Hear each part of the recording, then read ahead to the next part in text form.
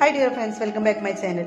എനിക്കിന്ന് നിങ്ങളോട് പറയാനുള്ള രണ്ട് കാര്യം കേട്ടോ. ഒന്ന്, എനിക്ക് പറ്റിയൊരു അബദ്ധം. രണ്ടാമത്, എനിക്ക് ഗുരുവായൂർ അമ്പലത്തിൽ സംഭവിച്ചൊരു മഹാ അത്ഭുതമാണ്. ഈ രണ്ട് കാര്യങ്ങൾ നിങ്ങളോട് പറയാം. ഞാൻ ആദ്യം പറയട്ടെ, എനിക്ക് വെറുതെ ഇരിക്കുന്ന കാര്യം ഒട്ടും ഇഷ്ടമില്ല. എന്തെങ്കിലുമൊക്കെ എപ്പോഴും ചെയ്തുകൊണ്ടിരിക്കണം. ആ ഇടയ്ക്കാണ് ഞാൻ തിടമ്പുണ്ടാക്കാന്നുള്ളൊരു തീരുമാനം എടുത്തത്. ഈ തിടമ്പിന്റെ സാധനങ്ങളൊക്കെ വാങ്ങിയിട്ട് വരുമ്പോൾ ഞാൻ മനസ്സിലിരുന്ന് ആലോചിച്ച്, ഫസ്റ്റ് തിടമ്പ് എന്തായാലും ഗുരുവായൂരപ്പന് സമർപ്പിക്കണം, ഗുരുവായൂരപ്പന്റെ തിടമ്പാണല്ലോ ഉണ്ടാക്കണമെന്ന് വിചാരിച്ചു.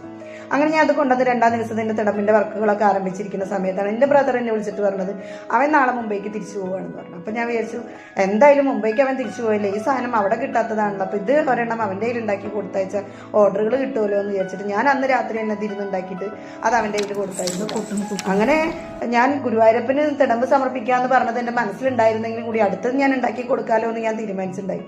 പക്ഷേ ഈ രണ്ടാമത്തെ തിടമ്പ് ഉണ്ടാക്കാനായിട്ട് എനിക്ക് ആ തിടമ്പിന്റെ സാധനങ്ങൾ എടുക്കാനോ അത് വർക്ക് ചെയ്യാനോ ഒന്നും എനിക്ക് തോന്നുന്നില്ല. ഭയങ്കര എന്താ പറയാ, ചെയ്യാനായിട്ട് പറ്റണേ ഇല്ല. അങ്ങനെ ഞാൻ ആലോചിച്ചപ്പോൾ പറഞ്ഞു, അത് ഫസ്റ്റ് ഞാൻ ഗുരുവായൂരപ്പന് കൊടുക്കാന്ന് പറഞ്ഞതാണല്ലോ. അങ്ങനെ ഞാൻ ഗുരുവായൂരപ്പനോട് ക്ഷമയൊക്കെ പറഞ്ഞിട്ട് രണ്ടാമത്തെ തിടമ്പ് ഉണ്ടാക്കാനായിട്ട് നിന്നപ്പോഴാണ് ദീച്ചു നീറ്റ് വന്നിട്ട്, ദീച്ചു അവിടെ ഉണ്ടായിരുന്നേ, അവൾ ഉറങ്ങിയായിരുന്നു. ആ സമയത്ത് ഞാൻ തുടങ്ങിയത്. അവൾ നീറ്റ് വന്നപ്പോൾ പിന്നെ നീ എന്തായാലും അവൾക്ക് ചെയ്യണം എന്ന് പറഞ്ഞപ്പോൾ ഗുരുവായൂരപ്പൻ്റെ തിടമ്പല്ല, എന്തായാലും അവളും കൂടി വെക്കട്ടെ എന്ന് വിചാരിച്ച് അവളെ കൊണ്ടും ഒക്കെ ചെയ്യിച്ചു.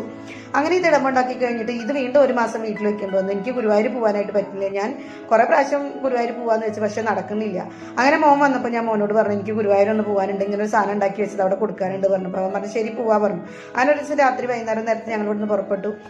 പക്ഷെ വണ്ടിയിൽ ഇരുന്നപ്പോഴേക്കും എനിക്ക് ഭയങ്കര ചുമ, മൂക്കടപ്പ്, ആകെ അസ്വസ്ഥതയായി. അപ്പോൾ അവരിനോട് പറഞ്ഞ് മെഡിക്കൽ സ്റ്റോറിൽ കയറി ഒരു ഗുളിക വാങ്ങിച്ച് കഴിച്ചിട്ട് പോകാമെന്ന് പറഞ്ഞു. ഞാൻ പറഞ്ഞു കുഴപ്പമില്ല, എന്തായാലും എനിക്ക് ഇതൊന്ന് അവിടെ സമർപ്പിക്കണം, എന്തായാലും പോകാമെന്ന് പറഞ്ഞു. അങ്ങനെ ഞങ്ങൾ പോയി.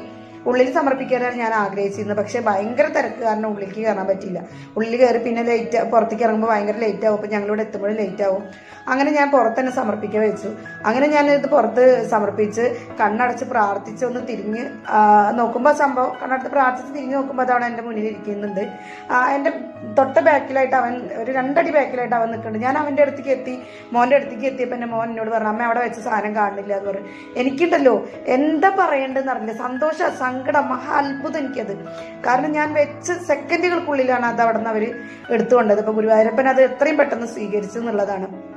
അപ്പം എനിക്ക് പറയാനുള്ളത്, എനിക്ക് പറ്റിയ അബദ്ധം ഗുരുവായൂരപ്പന് കൊടുക്കാൻ നമ്മൾ എന്ത് തീരുമാനിച്ചിട്ടുണ്ടെങ്കിലും ആദ്യം ഗുരുവായൂരപ്പന് കൊടുക്കുക. അപ്പോൾ അതായിരുന്നു ഇന്നത്തെ വിശേഷങ്ങളൊക്കെ.